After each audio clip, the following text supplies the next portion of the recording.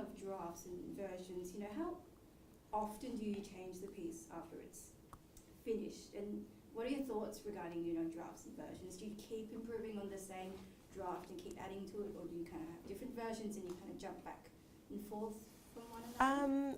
I think once I get to a point where I'm really seriously working on the piece, then I've pretty much thrown out all the other drafts that up to that point.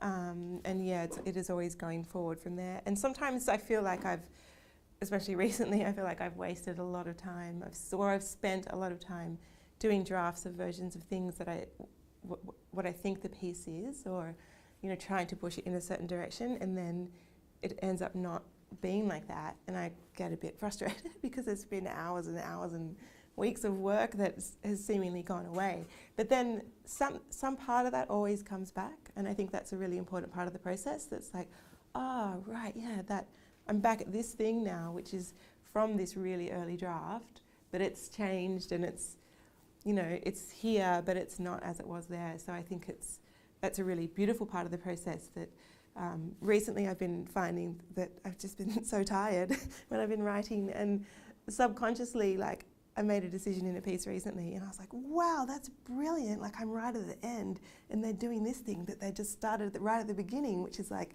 you know, a recapitulation. It's like, it's a pretty old technique. A lot of people use that a lot of the time, but I wasn't thinking consciously of doing that. It just ended up that happened. So, you know, sometimes your subconscious can, I mean, I'm giving my subconscious a lot more credit than my conscious at the moment. Yeah, no, that's really encouraging to hear, especially for sort of aspiring composers, that they're not in, you know, just by themselves, you know, just trying to work fruitlessly. Like, things will, you know, sort of come back and yeah, in an organic way. yeah, definitely things will emerge, and so yeah.